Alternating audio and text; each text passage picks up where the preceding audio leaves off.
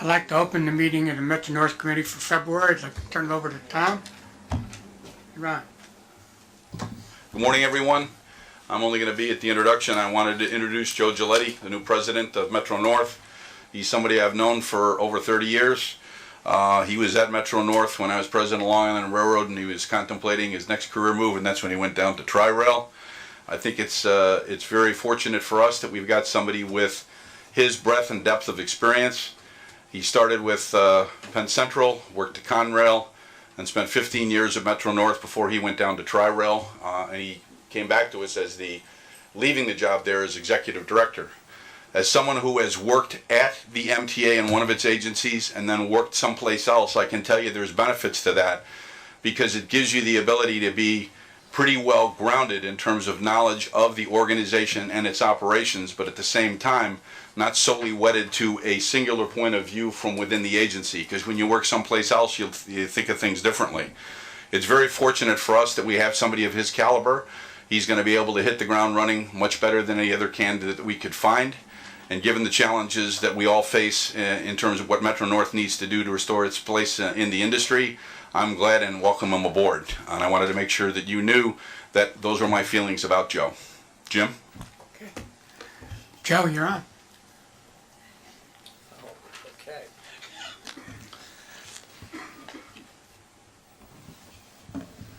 First off, let me start by saying to everyone here that it's truly an honor and a privilege to come back.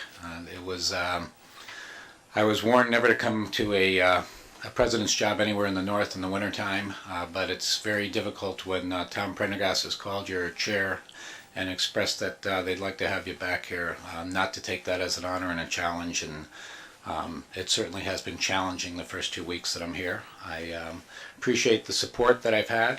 Tom has been at every one of the meetings that we've had to attend. It's a great agency. We've got great people, and I'm looking forward to working together. I've had the opportunity to meet with members of the Metro North Committee, and it's been nothing but supportive, and I appreciate all the support that I've had from the agency, the support that I have from the MTA, the support that I have from this board so far. So thank you, Tom. Thank you, Jim. Thank you. Okay, public comments. Public comments. Our first public speaker is Orrin Getz.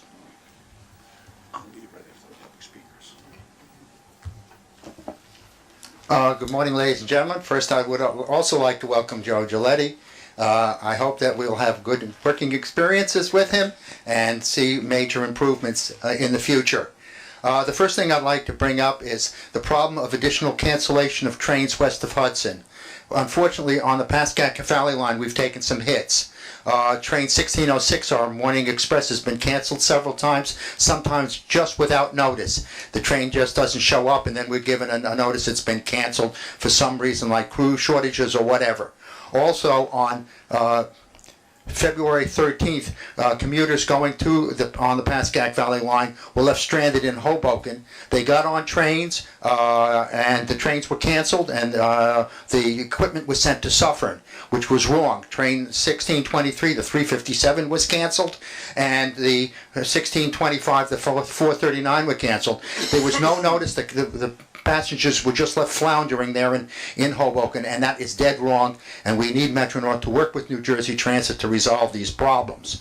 Quickly, I did hand out a position paper to you. I have some extra copies in case somebody didn't need it. It's about the New Jersey Association of Passengers endorsing the extension of the number 7 subway train to Secaucus. This would be a big boon to the west of Hudson commuters. It would be in addition to what Amtrak is doing on its Gateway project, and would greatly enhance west of Hudson services for Metro North. It would take tremendous pressure off the Port Authority bus terminal, which is a horror show, especially in the evening when buses can't get through the congested Lincoln Tunnel. So we really endorse this project and hope that Metro North and the MTA will help push this thing through with New Jersey Transit. The other item is a little more remote, but I wanted to give you a copy of position paper. We're pushing to have Amtrak stop at Secaucus. And they did during the Super Bowl. Finally they did. The trains pass through every day but do not stop there. On the east side of the Hudson River, there are many places where Amtrak trains stop at the same stations with Metro North, but not on the west side of the Hudson River. If Amtrak could have some of the trains stop at Secaucus, it would be a tremendous boon for the west of Hudson commuters. We would be able to take our trains, connect, go to Washington, go up to Boston, go wherever Amtrak goes. It would be a boon, and we're asking you to help us encourage our federal officials to have Amtrak stop at Secaucus. Thank you. Thank you. Second public speaker is Murray Bowden. At 6 o'clock yesterday morning, my wife and I returned to New York from a 10-day fact-finding trip in the Middle East. Of the 10 days we spent there, the day we spent in Ramallah, the West Bank, was the most important. We were briefed by 5 Palestinians in 3 separate meetings, and it set the standard for which public briefings can be done. I'm embarrassed by some of the things that go on around here. At 2:30 this afternoon, New Jersey Transit is going to confirm a new executive director, Ronnie Hakem, coming from the executive director of New Jersey Turnpike. Ronnie remembers you all very fondly. And so you're going to have somebody at New Jersey Transit who is dedicated to working more closely with Metro North, the MTA. At the last meeting I said the opinion that the committee reports did not have to be given verbally, and Governor Patterson sort of contradicted me on the record and said it would not be reflected in the meeting. But I read the minutes last night, and it says the details of operations, financial, ridership, capital program, MTA, police reports are combined in reports filed with the records of this meeting. Which means you don't have to read statistics and waste our time. You did it correctly last week. You said whatever, and you said my report, right? And others did not. Now how do we change that? Joe, it's your turn to kind of look over this stuff and say what belongs here and what's frivolous. I'll give you one example of way people don't think. We're in this wonderful hotel. High class. Go to the bathroom. They've just updated it. They had it previous. I have this because I have an infection in my leg. What whole thing? I have an infection in my leg. I'm supposed to keep my leg on, not to stand on it, keep it up high. They have this wonderful, like, grab a bar. I'm B81. Grab the bar, you turn the water and get into the shower, right? So what they do? They put in a 4-foot piece of glass. So you can't grab the bar and you can't turn the water on and control the shower. So I went to the manager and I said, what is it? Oh, we know about it. I said, now why didn't you fix it? Well, one of the things you're going to do today is you're going to talk about railroad safety and railroad crossings. Hey guys, the red, blue flashing lights on the police cars get your attention. What do you got? 75-year-old red ones. Now you're going to do a safety report and you're going to say, well, traditionally we've always used this red one. Coming in this morning from the Hartsdale station, there was an announcement for the first time I heard, you cannot smoke on the platform. Okay. Hey, guys, Joe, this is your job. If you can't change this, get out. Why are they blowing the train horn at Hartsdale? They don't blow it at the subway stations. That same announcement that said, don't smoke, should have said, there's a train coming. The rule that says we blow the whistle was done New York Central Railroad. Hey, we can't change it. And if you can't begin to change those kind of rules, out. We can't have that tradition. What was traditional then cannot be done again today. You have to break those old traditions. You have to take that 4-foot piece of glass out of the shower, which is idiotic and going to cause accidents. Everybody's got these things in their ear on the railroad, and it's blowing the horn up there. You got 10-car trains coming in. The cars that they ordered last time are wrong, and nobody could stop them. Chuck stood here and said, why don't we have trains that you can walk all the way through? I know, he's going to throw me out because Mr. you have a set of please rules conclude here your that remarks. are so fixated that you can't understand when something new is changing. The dialogue with the Palestinians, we asked questions. They answered us. I can't come in here and ask a question and get a 10-second answer. This was a negotiator, one of the Mr. top Bowden, negotiators. thank you for your I remarks. know, you got it. That's exactly what's wrong with this meeting. You cannot believe that there is time to do that. I got 5 more meetings today here. I can finish this in the next meeting, and I will. Okay, I need a motion to approve the minutes of the January meeting. Motion made. So moved. Second. All in favor? Any against? Carried. No changes on the work plan? Information items. Joe, you're on. I have several information items that are going to come before you today. The first one that I'd like to start with is the overview and update of Metro North's safety program. Ann Kirsch is going to take you through some things, but I'd also like to point out that she's also added a new slide, and I'd like you to be aware that we have been working on a plan actually prior to my coming here, but I'm fully supportive. I understand it on workman safety. We believe we've come up with an industry leader in terms of how we're going to respond on this. All right, what we're going to do to protect the workers that are out there so that we don't have any unfortunate incidents going forward, or we pray to God that we don't. And with that, I'm going to ask Ann to take you through some of the safety and to finish off with one of our plans for how we're going to handle that going forward. Whether or not when PTC gets implemented, this will be an enhancement to that as well. Go ahead, Ann. Thank you. Good morning. As Joe indicated, I'll be taking you through an overview of our safety program, as well as highlighting some updates and new initiatives.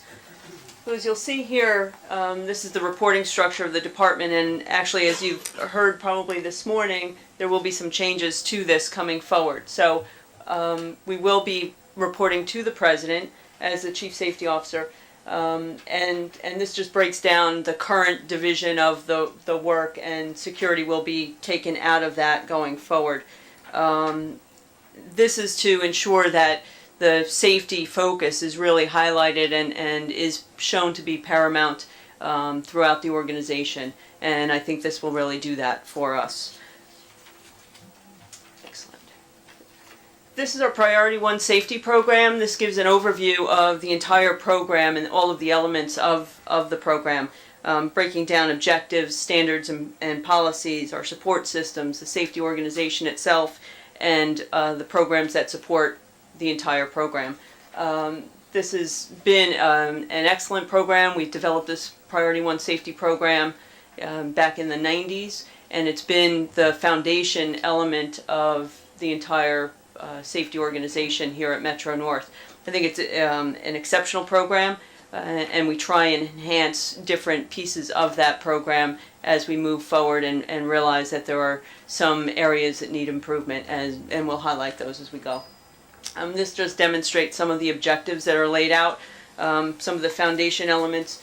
Here are our general safety instruction book, which is really what most people consider a rule book, and then our operations manual, which are really the operating rules that most of the organization follows, and our safety statement.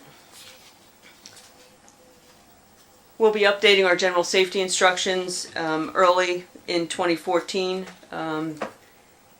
Our system safety program plan as well. One of the foundation elements of any safety program is the system safety program plan that lays out all of the roles and responsibilities throughout the organization. We'll be updating that based on new regulatory requirements that will be coming out later in the year from the FRA. Previously, this has been it has not been regulated by the FRA, so we'll be now revamping that program to ensure compliance with the new regulation that comes out. And you'll see some improvements, and we'll highlight some of the areas of that going forward as well. We'll also be updating many of our policies and procedures throughout the year. We do this on an annual basis, review most of our programs and procedures. We'll be doing that again this year. Some of the ones that we'll be highlighting this year are asbestos, lead, hearing conservation program, respiratory protection, right to know, things like that. Incident investigations, safety incident review, and employee incident database are some of the ways we manage incidents. We actually investigate every incident that occurs.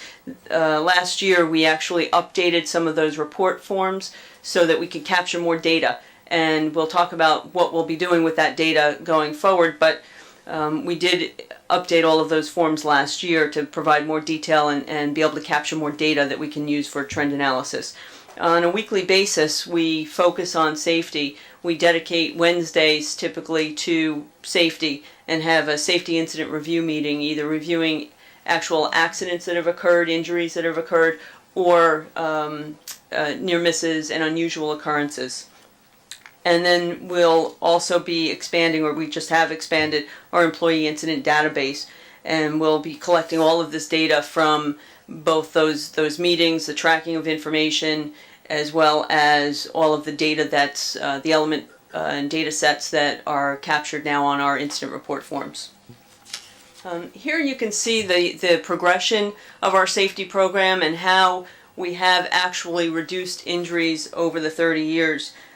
Starting from almost 1,200 in 1994, when we really began capturing all of the information, and we've gone down to 189 in 2013. Actually, I apologize, that's not correct. 289 in 2013.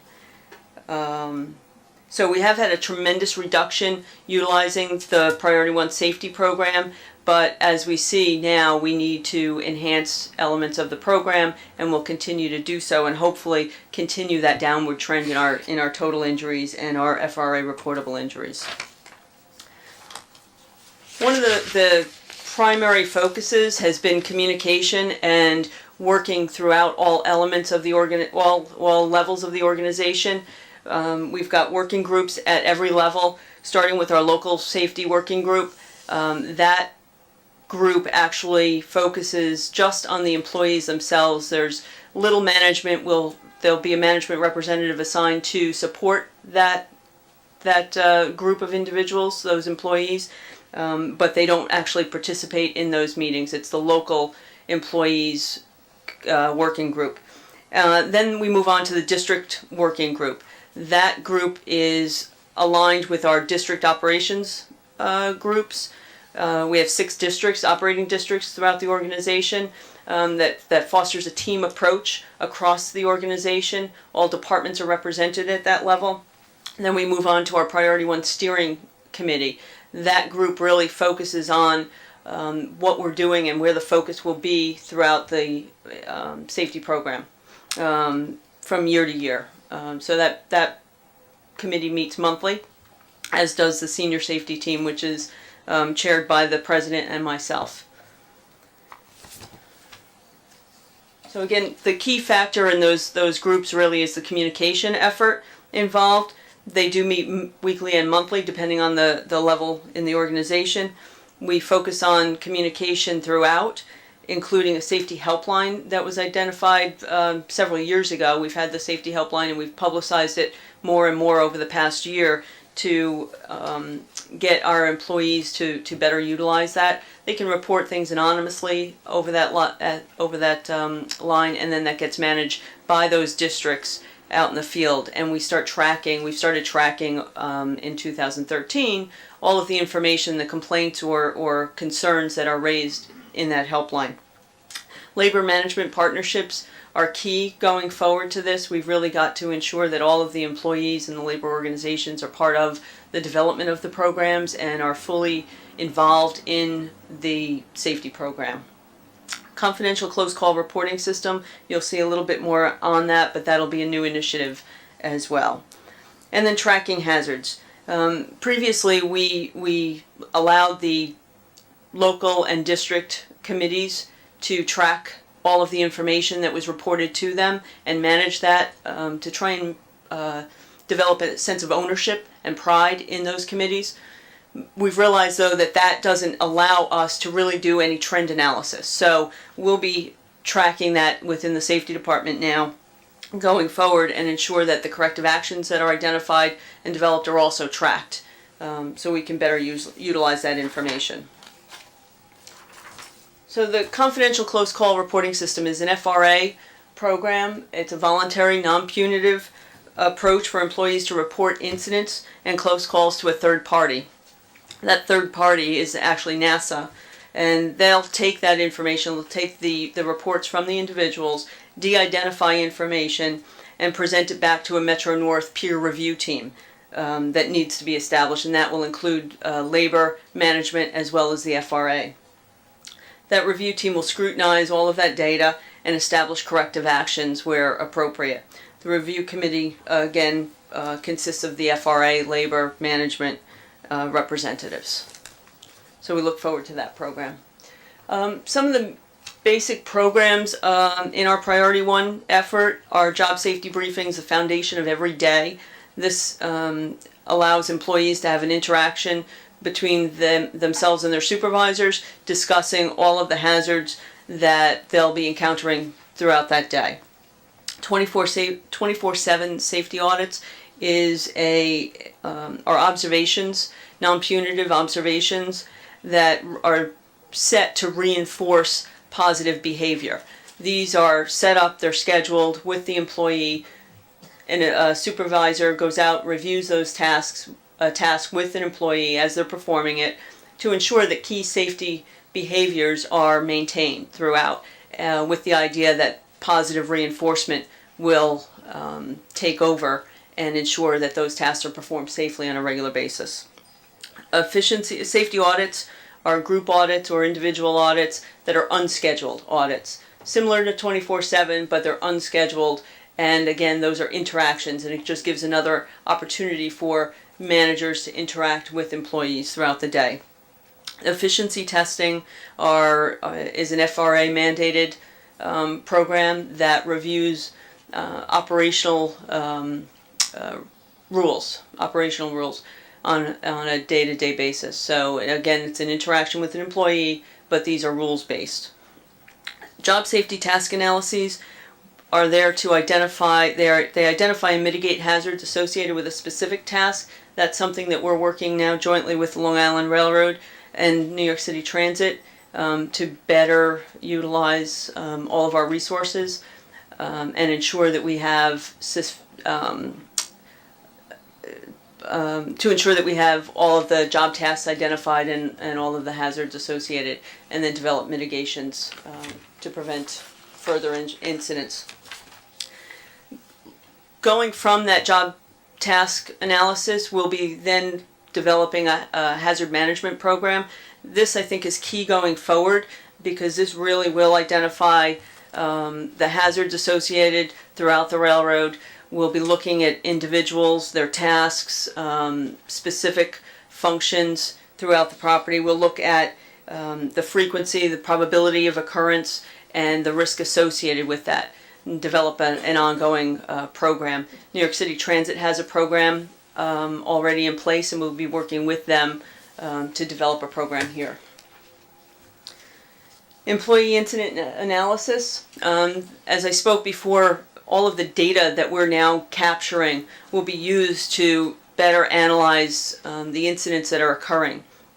So rather than just identifying slips, trips, and falls, the time of day, location, we'll actually be looking at much more detailed information about the individual. How many years of service did they have? The specific time of day, the district, the location, whether or not a job safety briefing happened that morning, whether or not it was specific to the job that they were actually doing, or whether or not it was just a generic discussion.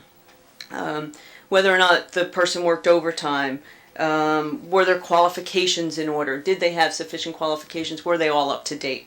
That information will all be captured.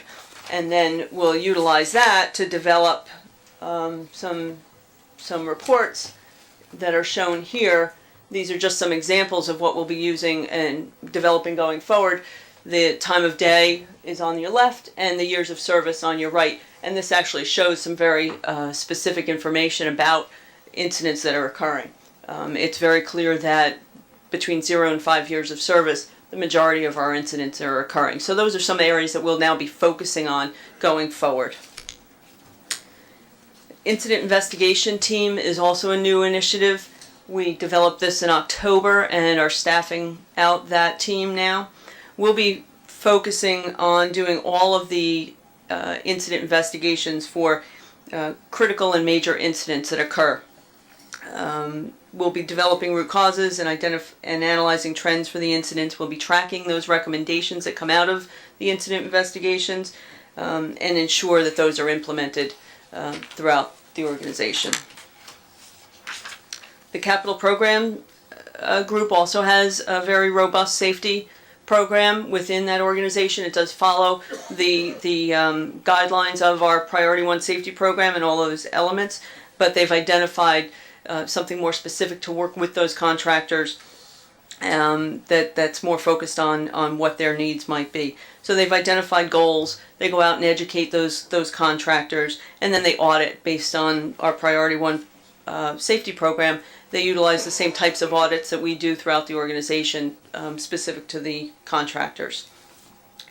And you'll see some of the tremendous efforts that they've made and the strides that they've accomplished here. The recordable incidence rates and the lost time incidence rates are identified here.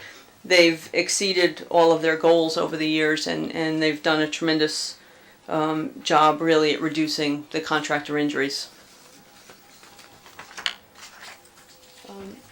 So some of the changes that have occurred, we've talked about some of the major things that have occurred within the department over the past year.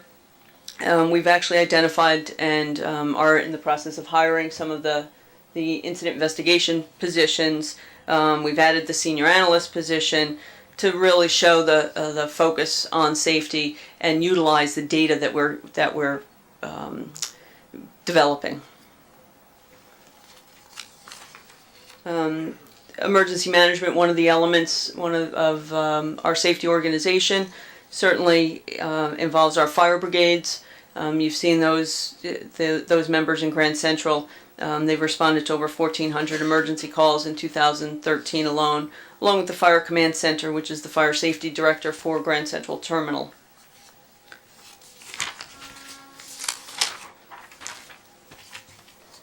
This just represents our mainline derailments over the years, and obviously there's a focus on those as well. And part of the initiatives of the Blue Ribbon Panel is to look at these across all agencies and try and develop a better understanding of what's caused them and what we can do to prevent them going forward.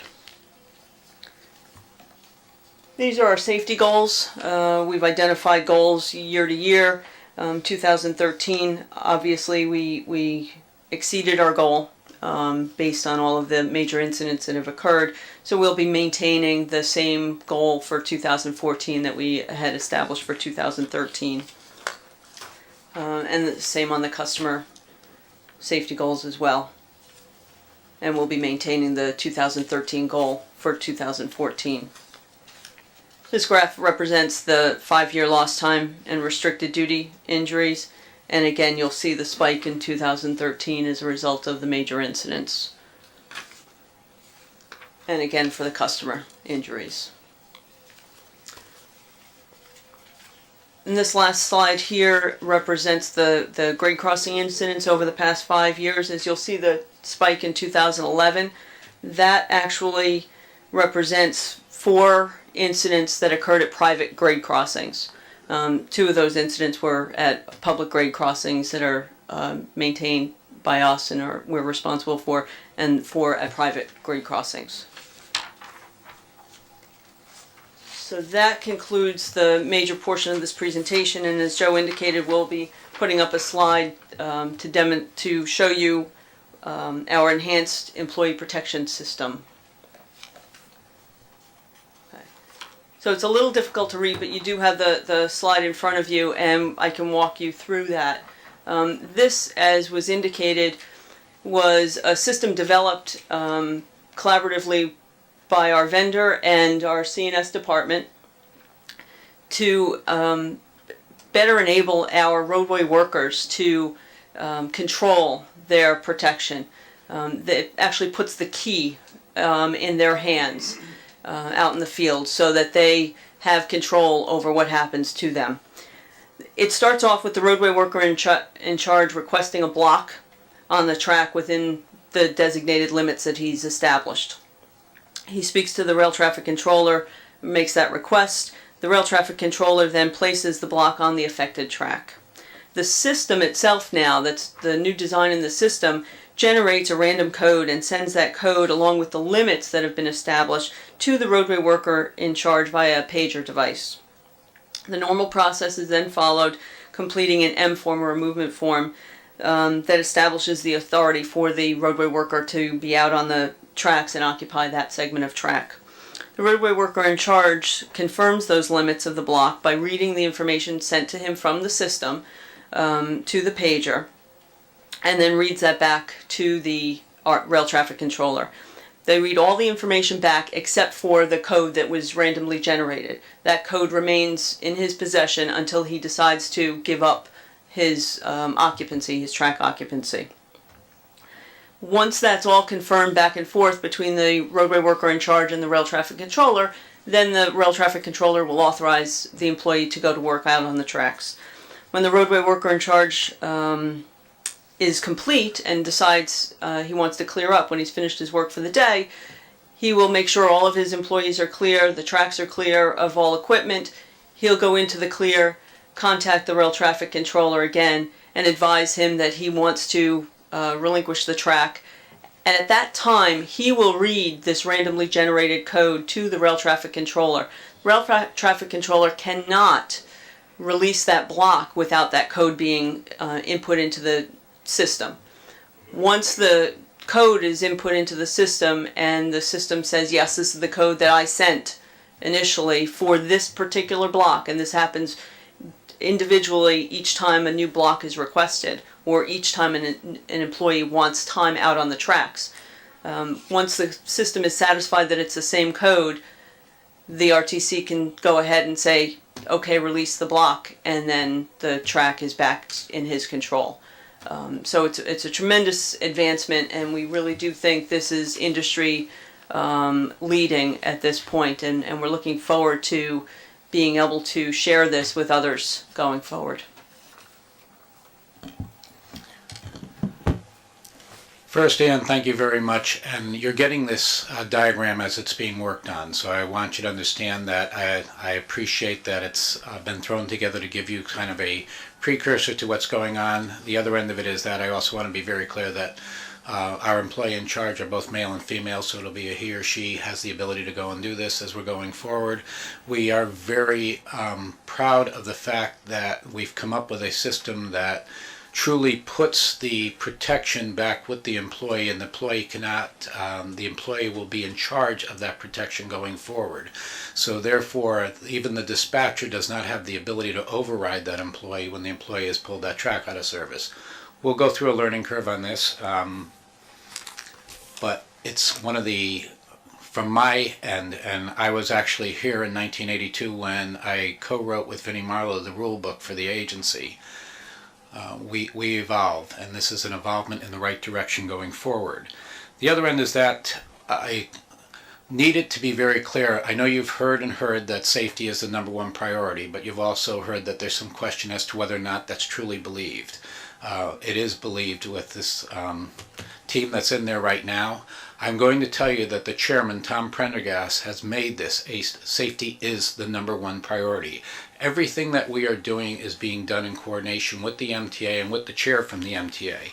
So even when we've lightly touched on the situation of whether or not safety and security belongs in the same department, our focus right now on moving safety to being a department on its own is to again reinforce that safety has to be the top priority, and we will do everything in our power to ensure that that message is translated, and it's also shown in the discipline that we've shown within the agency itself. I also want you to know you touched on, again, got to touch on what's going on with the FRA.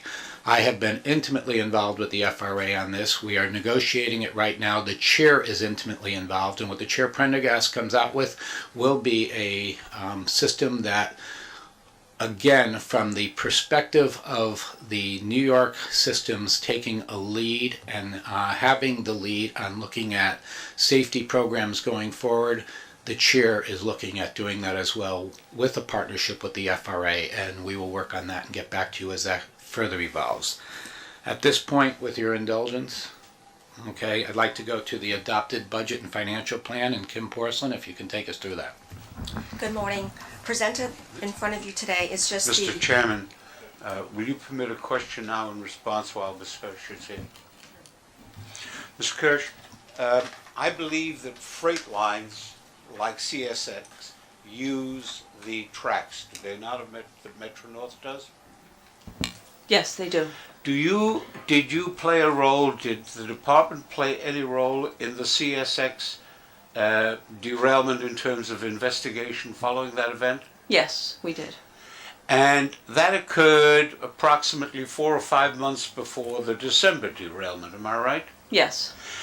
Has the MTSC issued any report that might give us guidance as to whether turning the curves at Spite and Dival at great speed, as CSX presumably did, might have had some beneficial effect in halting the problems that later occurred with the other derailment? Have we gotten any guidance at all from National Transportation Safety Commission at all on what happened? Board Member Myrtle, I'd like to take that answer. I have been involved with it. The FRA is in a full investigation on this.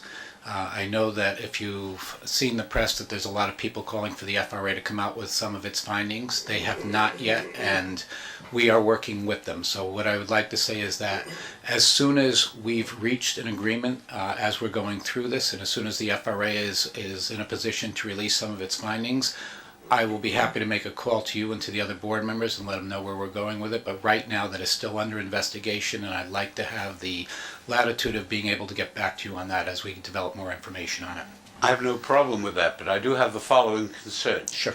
If the issue of speed was relevant in that derailment, if the issue of failure to have automatic train control around the curves in the Spite and Dival area was relevant in that event, then in my view, the National Transportation Safety Commission should have released that result, and if it had done so, we might have been able to avoid the problem 4 and 5 months later.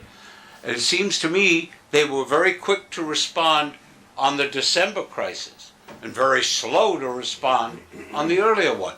And that raises, to my mind, questions. Through the chair.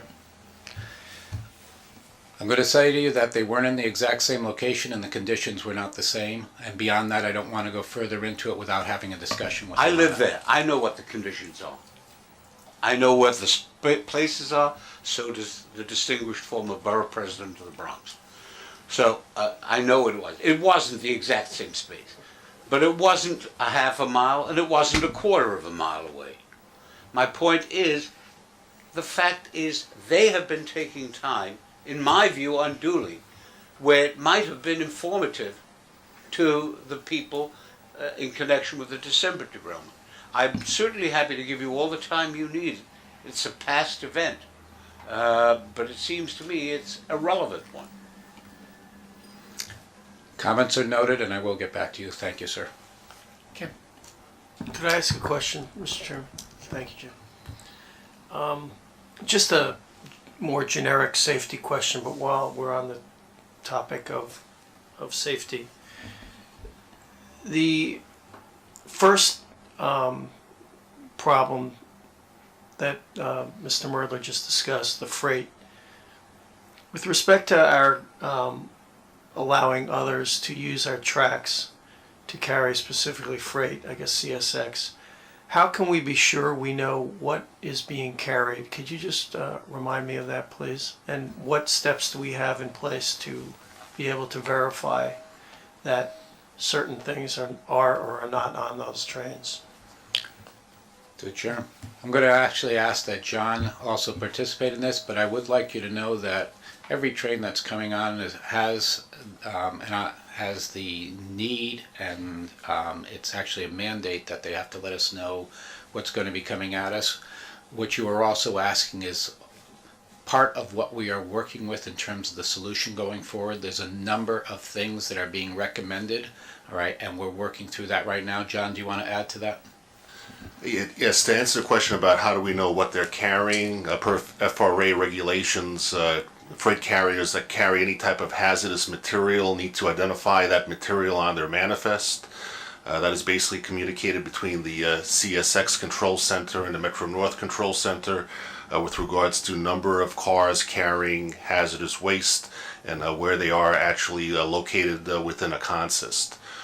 With regards to proactive activities that Metro North and CSX jointly have taken since the July derailment, although we don't have a definitive root cause from the NTSB investigation, we had entered into negotiations with CSX back in August and have a letter of understanding where CSX is going to be implementing a wheel impact load detector to actually measure inbound freights. That'll be located just outside of Selkirk, New York, where it will give us both the weight of the equipment as well as any potential wheel defects that might be on that train set.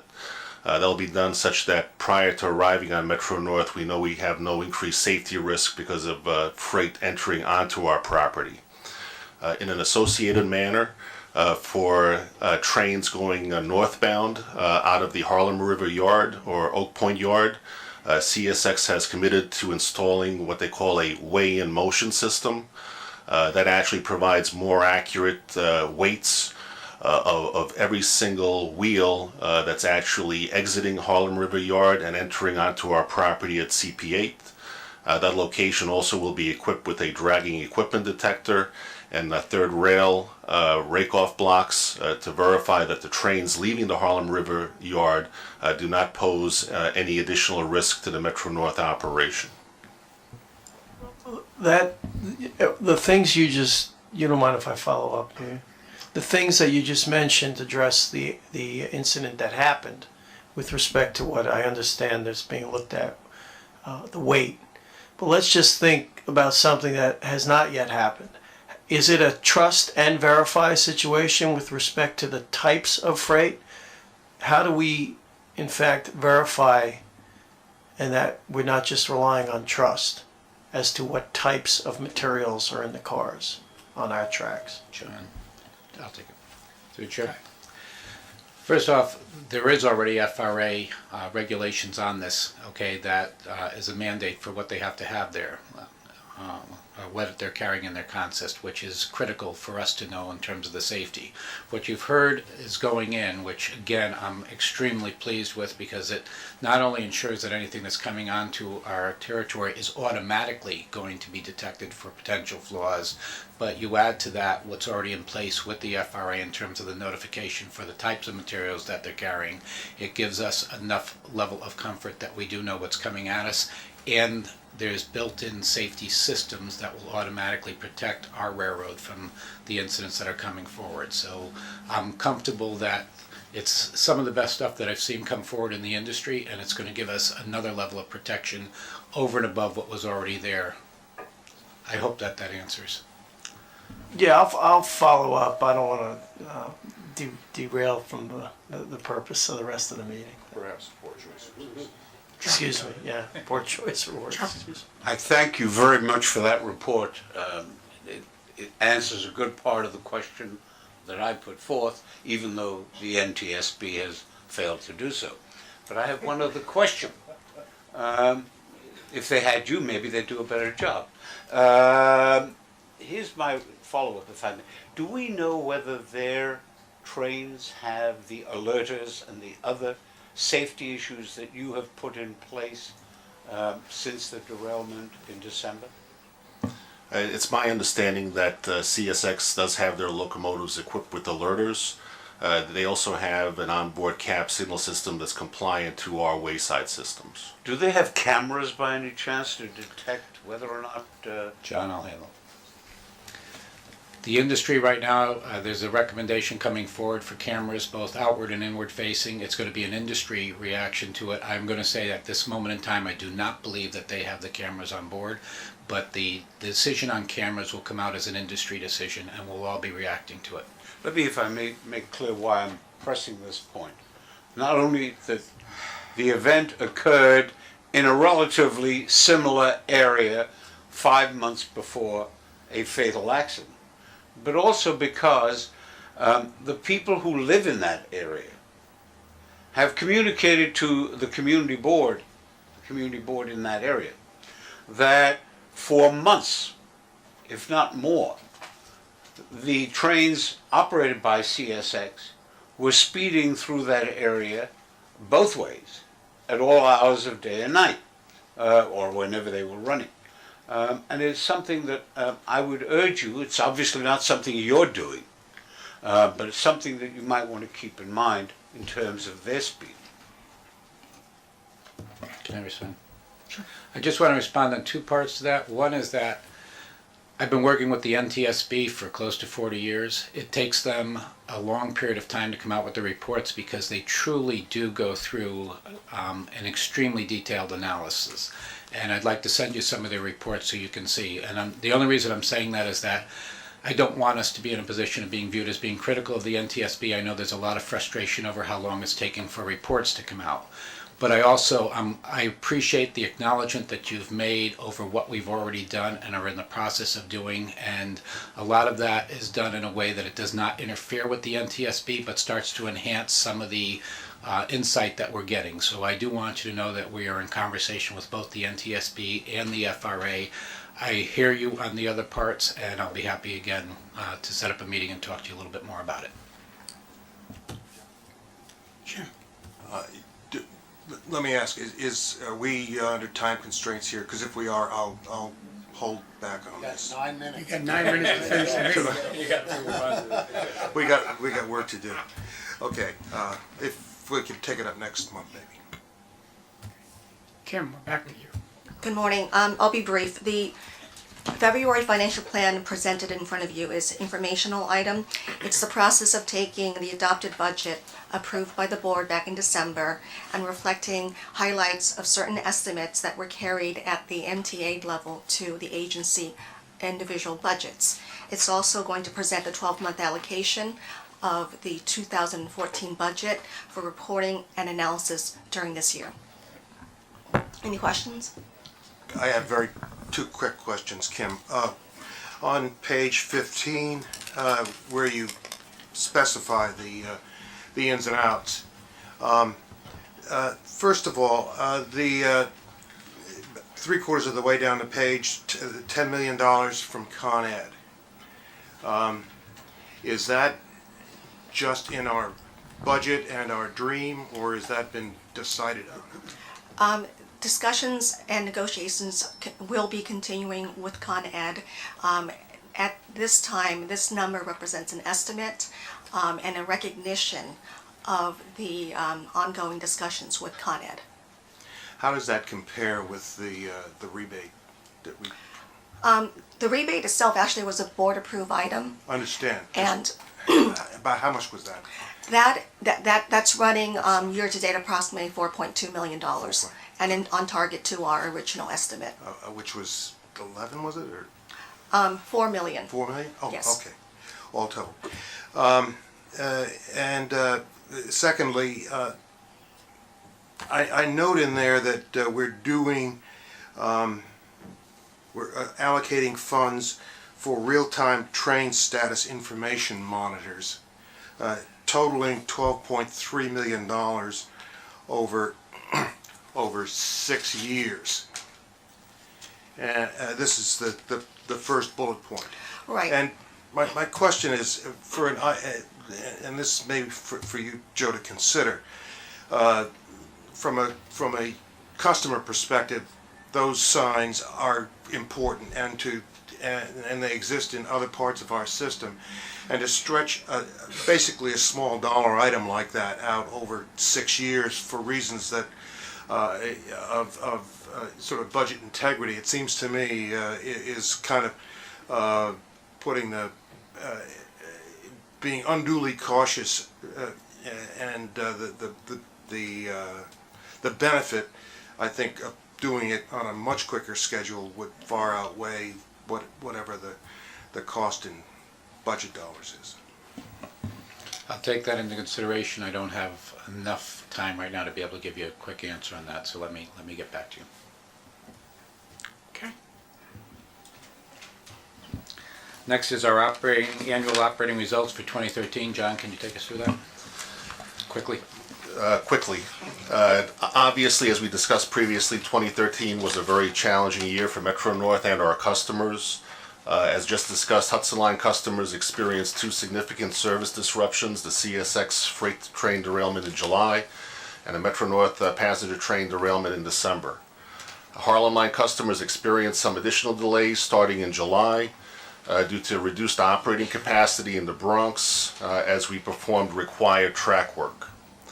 Unfortunately, the greatest challenges are occurring on our New Haven line, the busiest rail corridor in the United States. Performance on the New Haven line lags the Hudson and Harlem lines by about 5%, most significantly in the AM peak into GCT, due to significant constraints limiting our ability to operate reliably per our current schedule. Due to the May 17th derailment, Metro North embarked on a comprehensive assessment of our infrastructure to ensure an adequate margin of safety for our operations. This assessment identified infrastructure weaknesses that required tracks to be removed from service so that repairs could be implemented. Our work in the 6-mile section of the Bronx between Melrose and Woodlawn was our highest priority due to significant areas of poor drainage coupled with a very high train frequency. Losing 50 to 75% of capacity adversely affected both our Harlem and New Haven passengers. By Thanksgiving, we completed all priority repairs and returned 3 out of 4 tracks back to their design speed of 75 miles per hour as 18 miles of track were rebuilt. Track 1 remains at a speed of 40 miles per hour as we were unable to complete all required maintenance work due to the onset of winter. Remaining work on the 6 miles of track 1 will be completed in April, at which time it will operate at 75 miles per hour as well. During the next 2 months, we will also complete other significant work affecting our ability to provide reliable train service to our New Haven line customers. Our signal department will complete implementation of cab signal speed enforcement on the 5 New Haven movable bridges per FRA Emergency Order number 29, issued in December, 4 months ahead of schedule. Signal protection of 5 critical curves, 2 on the Hudson, 1 on the Harlem, and 2 on the New Haven, was completed on February 8th. These signal modifications have made our operation safer, but have also added 7 to 10 minutes of additional running time to our trains. I'll now provide a very brief summary of our 2013 annual report, located on page 42, along with January performance, which is located on page 41. 2013 OTP was at 94.8%, and the month of January ended at 89%. January is operating 4% below goal, primarily due to the extreme winter conditions we've experienced during the month. Also of note for 2013, out of the delays experienced, 56% of delays were in the 6 to 10 minute range, and 23% of the delays were greater than 15 minutes. On our Hudson line, 2013 ended at 96.7%, and the January performance was at 90.9%. January operated at 3.1% below goal. And on the Hudson line as well, 65% of the delays were 6 to 10 minutes, and 20% of the delays for the year were greater than 15. On our Harlem line, experienced similar performance as on the Hudson. 2013 finished at 96.4%, and January ended at 91.2%, 2.8% below goal. 51% of the Harlem line delays in 2013 were in the 6 to 10 minute range, and 28% were trains delayed greater than 15 minutes. New Haven line in 2013 finished at only 92.4%, and during the month of January we operated at only 86.2%, 5.8% below goal. On the New Haven, 6 to 10 minute delays compromised 54% of train delays, and 23% of our trains were delayed greater than 15 minutes.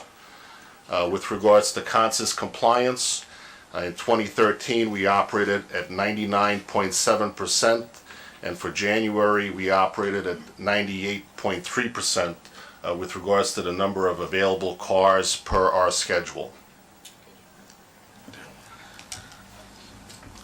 The chair, you're getting a question from the board member. You want me to respond? Sure. I thank you for a full and complete and accurate and excellent report. I have a couple of quick questions, if I may. And they focus primarily on the New Haven and particularly on the Danbury line. Passengers in that area have made 3 complaints fairly public. John, What? could you get together with Chuck after the meeting? Because we're gonna be really pushing this. I'm sorry? Can he get together with you after the meeting to answer your questions? Well, no, I think 2 questions I'd like the people in Danbury to get an answer for. Okay. They have complained about 2 things, and they've done it very vociferously, and I think they're entitled to have a public response. One is they claim that the signal system up there has been such as to delay service. The statistics show that standees are out of sight.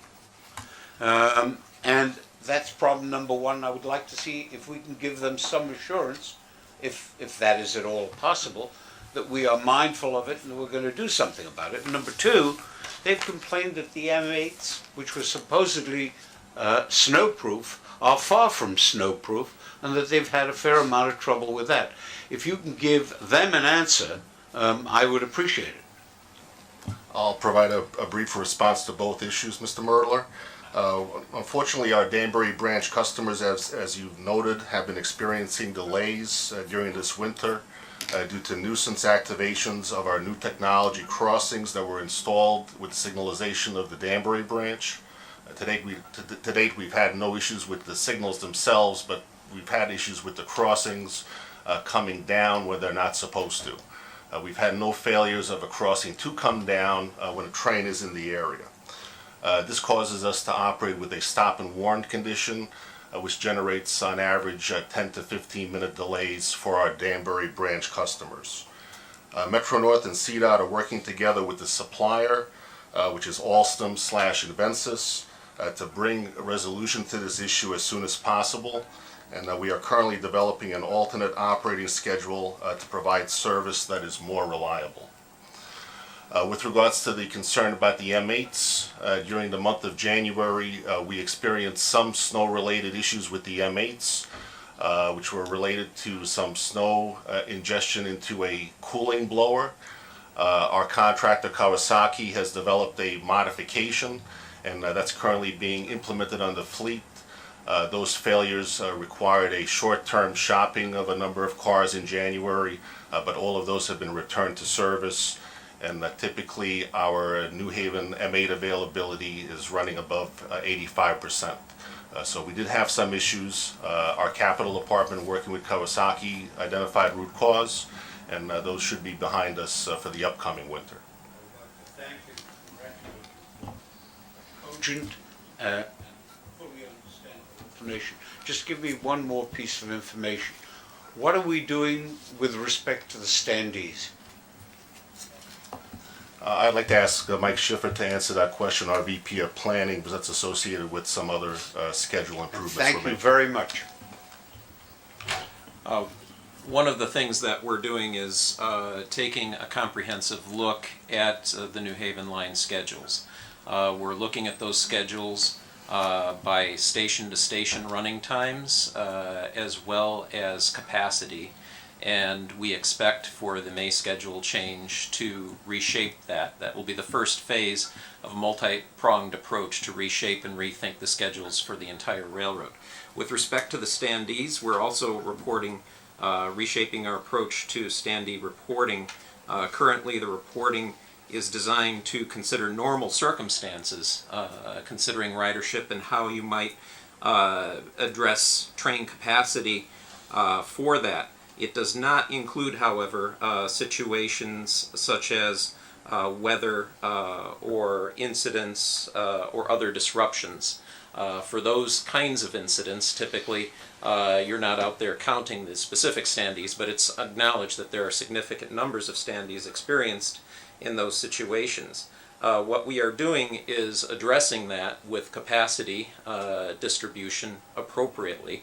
It does not always account for the situations where people may load into the front end of an inbound train and there may be ample seats in the back of the train. However, that being said, you look at the capacity, the program capacity of the train, and you compare that to the number of people getting off of the train at Grand Central. So we're looking at that in a comprehensive manner, and we'll be able to report on that in an upcoming meeting. If I may, the footnote you have on page 47 specifically factors out those kind of incidents to which you referred, namely the problems on the Con Ed power failure and the like. What I'm concerned with is not reporting. I just don't want those people standing. The senator from Connecticut has made that point, and he's right.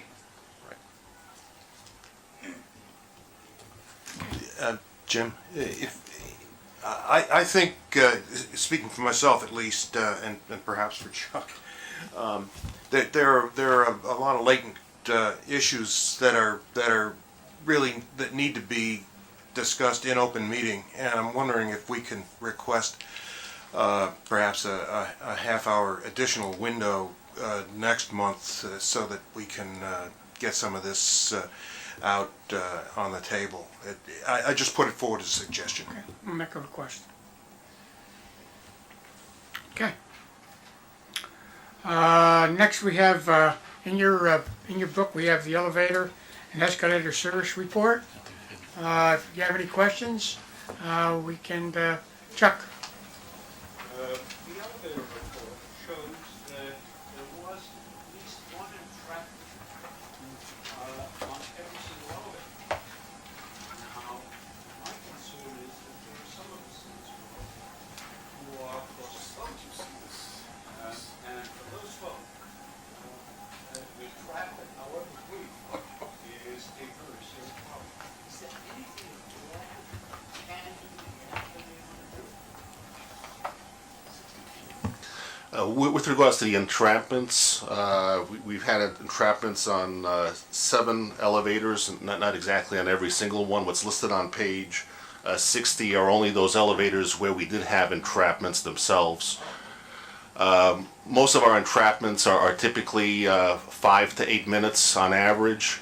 Some of it is related to debris in the door tracks. Some of it's related to some cold weather failures we've had with the hydraulic elevators in the outlying locations.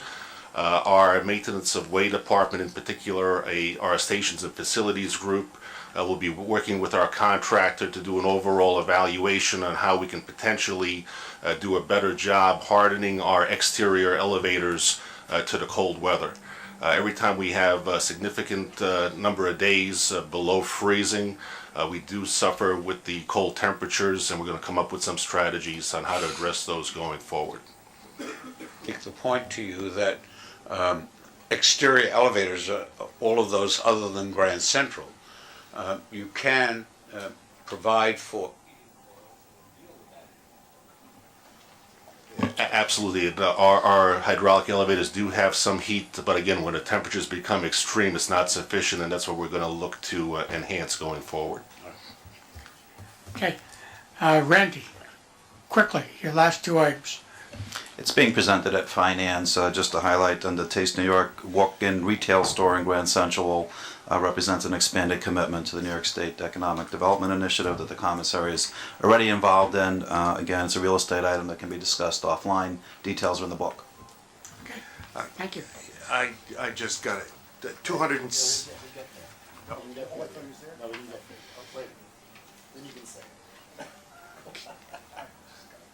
Okay, we have 4 procurements totaling $965,705. Can I get a motion in a second, and we'll have some discussion? Second? Okay. Any questions? On page 64, we're giving a 260-year lease to a construction company for the Ardsley Station. And my question is, we're also selling, or effectively selling, 4,300 square feet of parking. Given the amount of the parking problems that we have, I've not looked at the station. I wonder if you could just elaborate on how this makes sense. For $50,000, I might add. Sure, actually Neil Mastropietro from Real Estate is here, he's gonna talk to that.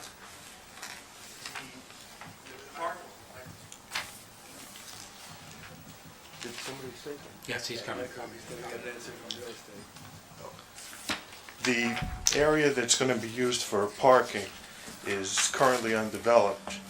And in order for, when we dispose of a property like the Ardsley Station building, the new owner is going to have to provide parking for whatever use.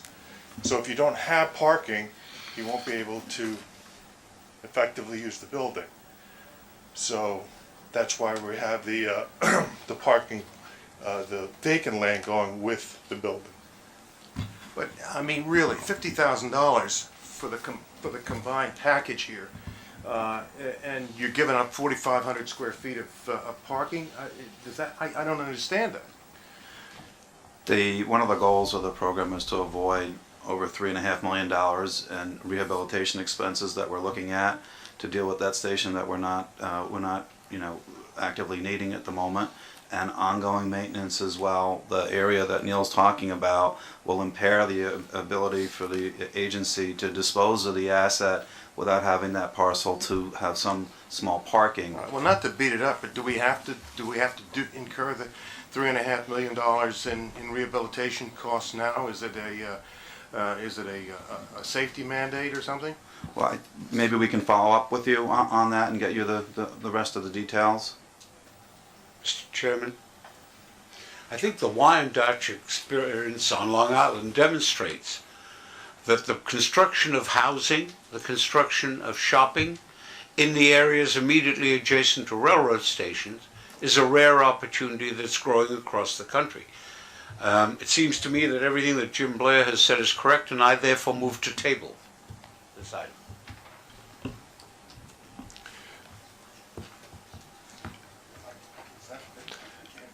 I believe, point of order, I believe the matter under discussion is an information item that is actually an action item for the Finance Committee meeting. These are real estate items that are being presented at Finance. They are in the book here only for informational purposes and are not part of the procurement package. Jim, I don't quarrel with your accuracy at all, as I rarely, if ever, do. My point is that what Jim has said is entirely correct. We are seeing in Wyandotte, and we're seeing across the country, that areas adjacent to railroad stations are absolute bonanzas for the construction of housing and retail. To give away space here where you can just close that portion. You don't have to rehabilitate it, close it until somebody is ready to build.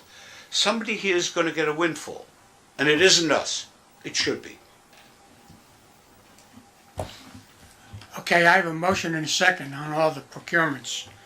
Can I get a vote, please? All in favor? Any opposed? Carried. We have a number of other items that are under the President's report. You can read them at your leisure, but I'd like to go to the Chief and get a quick report from the Chief, please. As you see on page 128, we did have an increase of 6 incidents from 15 to 9. 4 of those were robberies. Unfortunately, 3 of those were in Bridgeport. We did make 1 arrest. The other 2 are not related, as far as we can tell. And the increase in larcenies from 10 to 6. 5 of those were in Grand Central, and the rest were throughout the system. There's no discernible patterns. Only 2 of those were phones, but at different locations. Each one of these is being investigated. We did survive the Super Bowl.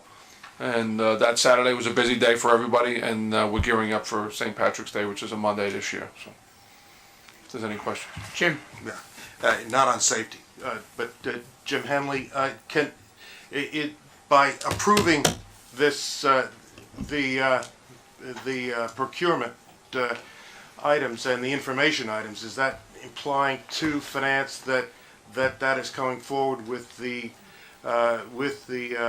positive approval of this committee? No, it was presented to the Metro North Rail Committee purely as an information item. It is presented for recommendation at the Finance Committee. For recommendation To the board. To recommend to the whole board. The Finance Committee it'll be an action item there, and the Finance Committee will determine by vote whether to recommend it to the board for the Wednesday meeting. Okay.